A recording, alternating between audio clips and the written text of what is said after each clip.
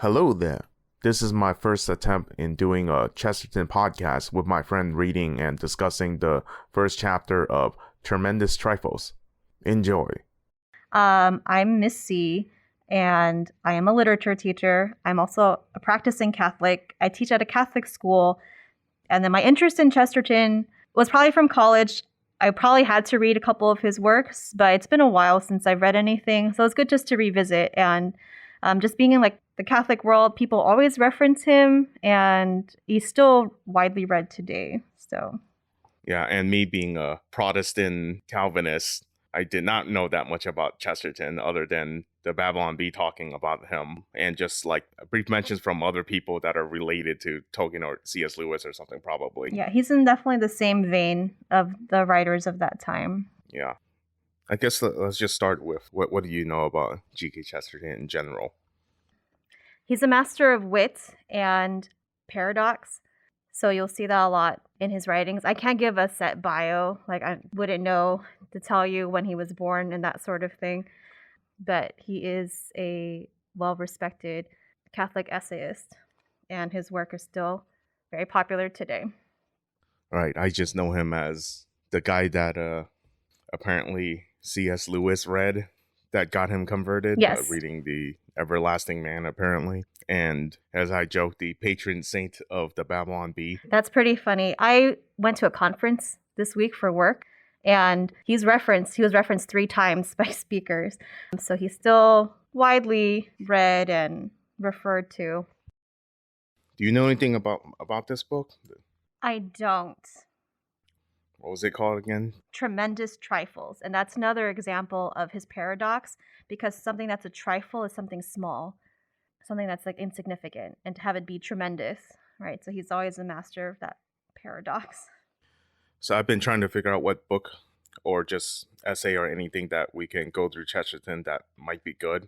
Doug TeNapel, the creator of Earthworm Jim, mentioned going through Tremendous Trifles, and then obviously the other thing would be going through Orthodoxy, which is his most popular thing. So we went through the self-titled Tremendous Trifles, which I believe this is, I think in the preface, this is like probably what he published in the newspaper, I think. These are just collected works of what he published in the newspapers. Right. I think Ethan Nicole, the creator of Axe Cop, he was like, oh, it starts off with the fairy tale story. So I was confused. I was like, I don't see a fairy tale. It is a fairy tale. Did you read it? Yeah. Yeah. So I mean, it is a fairy tale because it talks about a wider truth, but in this fantastical setting. And we have archetypes. Like when you see the names Peter and Paul as a Christian, you already have automatic feelings about who Peter and Paul are. So there's that element in it already too. Do you think it'd be too long if you just read it? No, we could read it. You're very lucky because I do proclaim the Bible at my church and I talk for a living. So, shall I read? You want to just do one paragraph at a time? Yeah. Tremendous Trifles. Once upon a time, there were 2 little boys who lived chiefly in the front garden because their villa was a model one. The front garden was about the same size as a dinner table. It consisted of 4 strips of gravel, a square of turf with some mysterious pieces of cork standing up in the middle, and 1 flower bed with a row of red daisies. One morning, while they were at play in these romantic grounds, a passing individual, probably the milkman, leaned over the railing and engaged them in philosophical conversation. The boys, whom we will call Paul and Peter, were at least sharply interested in his remarks. For the milkman, who was, I need say, a fairy, did his duty in that state of life by offering them in the regulation manner anything that they chose to ask for. And Paul closed with the offer with a business-like abruptness, explaining that he had long wished to be a giant, that he might stride across continents and oceans and visit Niagara or the Himalayas in an afternoon dinner stroll. The milkman, producing a wand from his breast pocket, waved it in a hurried and perfunctory manner, and in an instant the model villa with its front garden was like a tiny doll's house at Paul's colossal feet. He went striding away with his head above the clouds to visit Niagara and the Himalayas. But when he came to the Himalayas, he found they were quite small and silly looking, like the little cork rockery in the garden. And when he found Niagara, it was no bigger than the tap turned on in the bathroom. He wandered round the world for several minutes, trying to find something really large and finding everything small, till in sheer boredom, he lay down on the 4 or 5 prairies and fell asleep. Unfortunately, his head was just outside the hut of an intellectual backwoodsman who came out of it at that moment with an axe in one hand and a book of Neo-Catholic philosophy in the other. The man looked at the book, and then at the giant, and then at the book again. And in the book it said, "It can be maintained that the evil of pride consists in being out of proportion to the universe."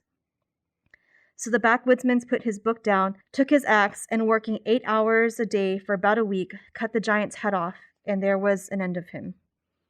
Such is the severe yet salutary history of Paul, but Peter, oddly enough, made exactly the opposite request. He said he had long wished to be a pygmy, about half an inch high, and of course he immediately became one. When the transformation was over, he found himself in the midst of an immense plain, covered with a tall green jungle, and above which, at intervals, rose strange trees, each with a head like a sun in symbolic pictures, with gigantic rays of silver and a huge heart of gold.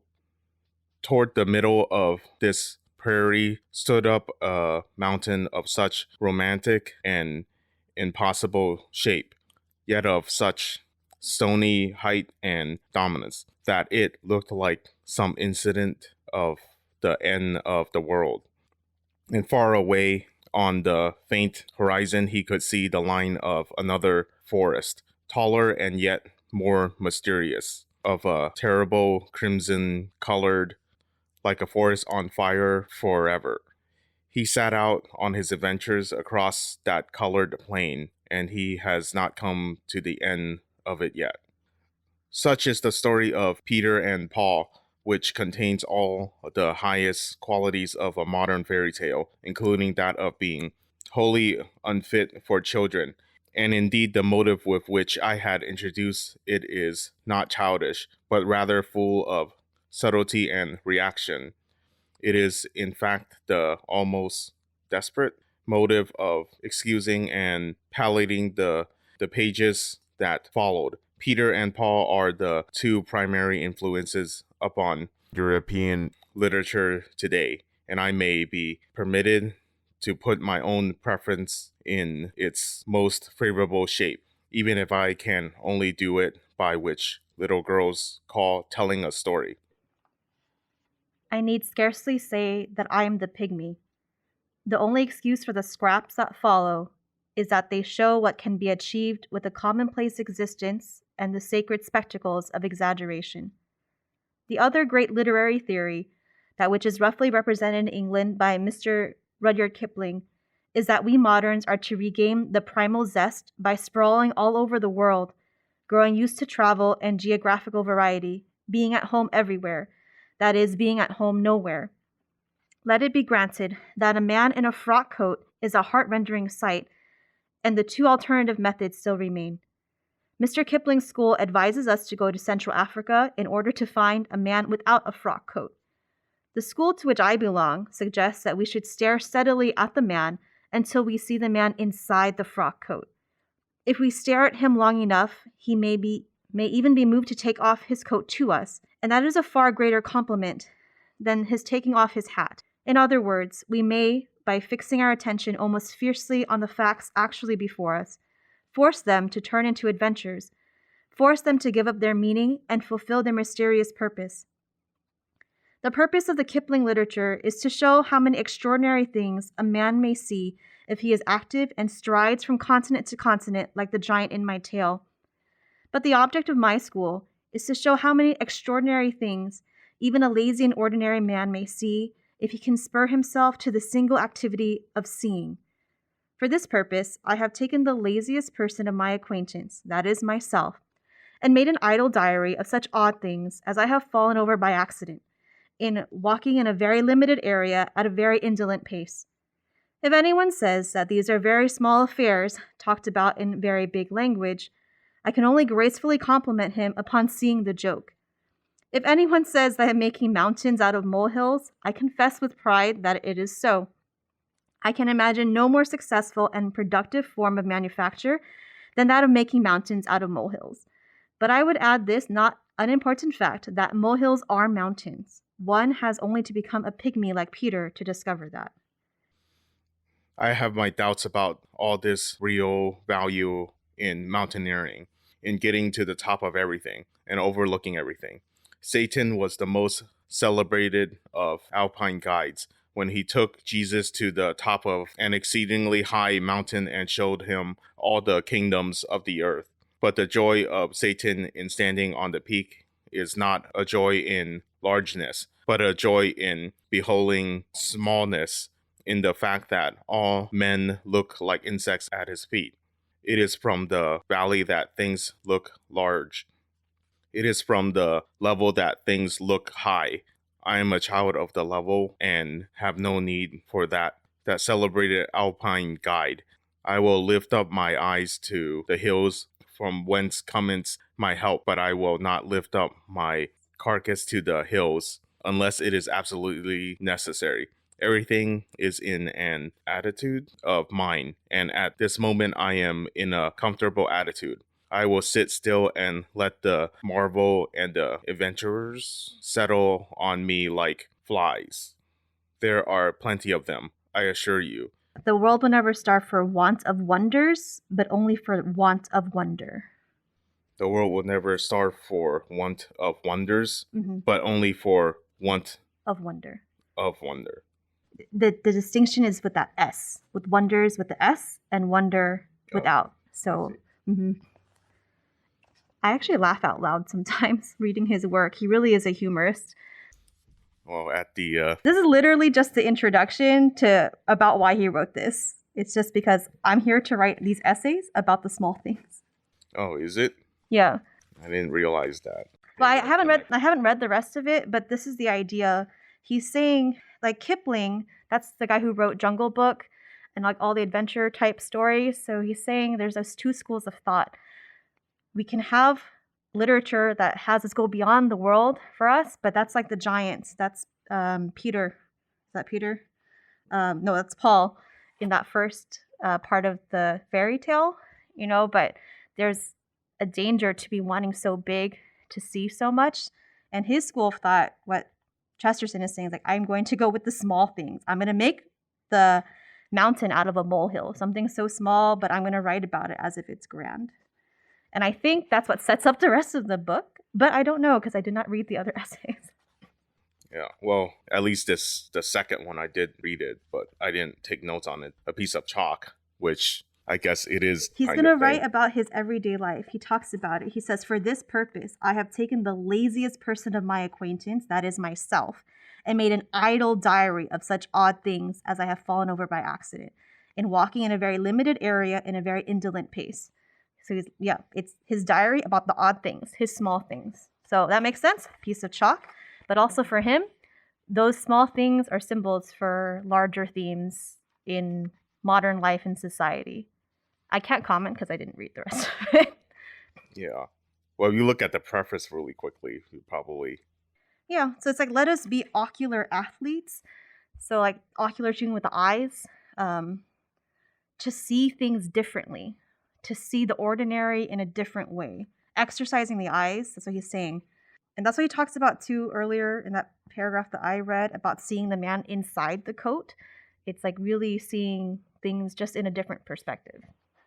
So when he talks about Peter and Paul, is he just using it as the illustration thing, or does he have some criticism? I don't think he has a criticism of Peter and Paul in the Bible, but just like there's two different camps to go about things too, and that's like Peter and Paul in the Bible as well, but I don't think it's like a criticism necessarily. Yeah, because when I'm reading through it, it's almost like he's saying like people that want to travel the world or see the whatever, like there's wonders in your backyard kind of thing. I don't know if there's that too. He's saying that too, but it's just, I guess it's the tendency of pride when we want to get too big. It doesn't necessarily have to mean us like traveling around the world, but we want to avoid that like largeness or looking down upon smallness. So when he mentions the neo-Catholic philosophy, Yes. what in the world is he talking I about? have no idea.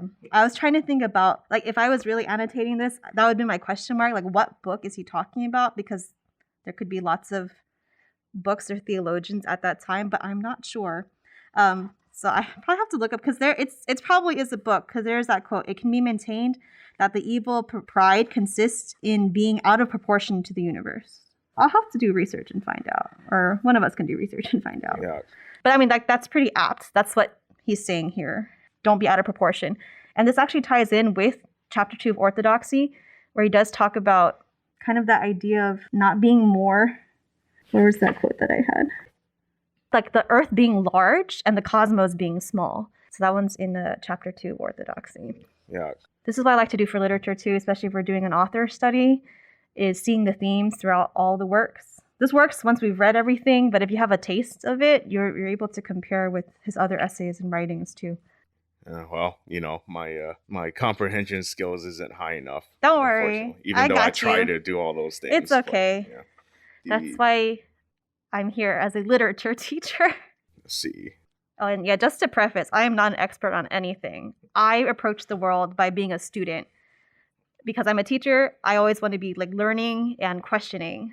So that's how I get all my knowledge. Is I question first, and I'm confused all the time.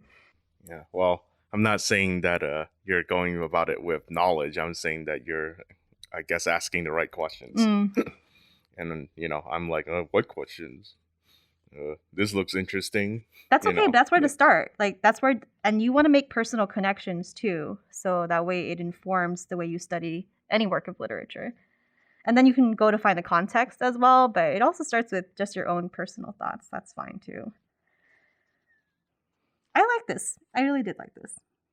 So what does he mean when she says, such as the story of Peter and Paul, which contains all the highest qualities of the modern fairy tale? Mm-hmm. Is he referring to Paul in the Bible, or is he referring to what he just wrote? I think he's referring to what he wrote, and I'm not sure what he means by modern fairy tale. That would be another question I have. If what else was being published at the time, or what does he consider modern for a fairy tale?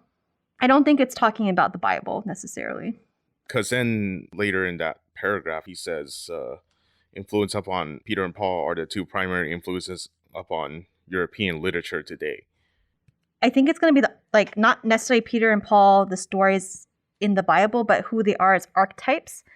So, you have two different ways of being leaders in the church and what they did. We have Paul being the evangelizer more and traveling more than Peter did. We hear a lot more about Paul's letters and his travels in the early church, but I don't think it's necessarily like a criticism. I don't know. That part, I'm not sure what the exact tie-in is, and I'd have to think about what other characters from literature fit into that dynamic. Yeah, I guess he does throw in a lot of literature stuff that I wouldn't know. So, but like that part, I'm not sure. I guess just taking the Bible out of it, we have two characters. One who decides to be large, in the sense that you're maybe prideful, but you just want to explore the world, but let's use seeking grander knowledge in place of exploring the world, like, traveling to different places, but like seeking knowledge beyond yourself, like that kind of largeness, like Satan, wanting to go beyond your station in life, as opposed to being small and like humble. I don't know if that makes sense. That's how I see it. But I don't know. So that's how I see it. Like we have one character who's trying to go beyond himself, and then he realizes that, it's actually not adventurous and not fun. And Chesterton does talk about that in his other work too, about the idea of being, I have to go, it's back to Chapter 2 in Orthodoxy. But you can make a story out of hero among dragons, but you can't make a story about dragons among dragons. Like the idea of being too unique and special and like being odd, but it actually doesn't turn out to be interesting or adventurous, as opposed to this other character where we have in Peter wanting to be small, and you see the world differently that way.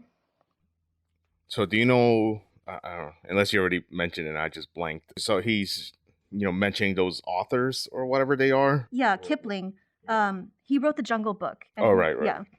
He wrote other stories. I can't think of the other ones, but they all have to do with like going to foreign lands, usually Africa, India, and finding adventure that way.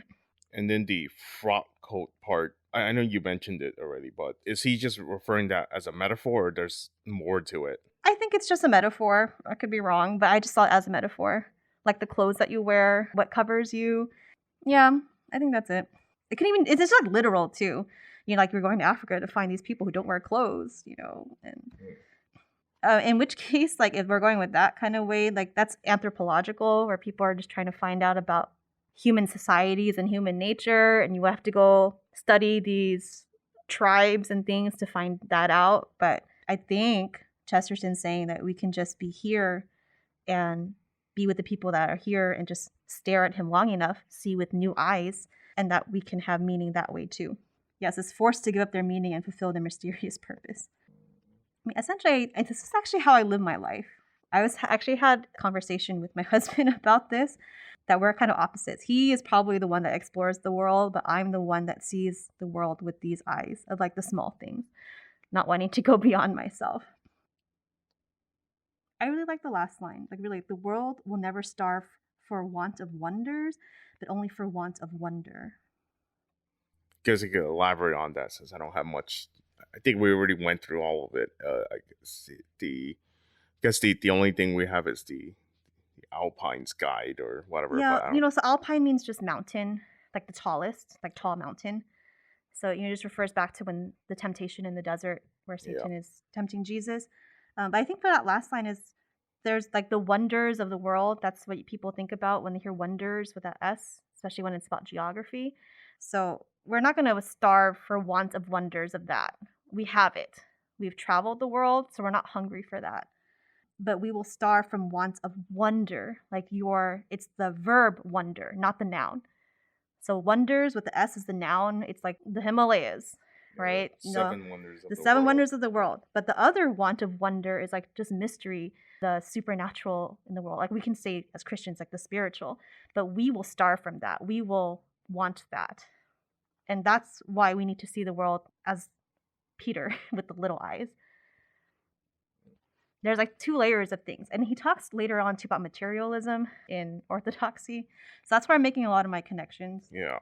Sorry I didn't read any more. Yeah, I mean, you have a lot more to say than I do, so I would say you definitely have technically done more than me. I mean, I can read a piece of chalk right now. It's fine. I think I did have a hard time understanding without rereading it like 8 more times. Oh yeah, no, I had to reread. Yeah, I definitely had to always ask myself, what are you trying to say here? Yeah, you should really go to one of those Chesterton things. I don't know. I don't want to be around the cigar smoke.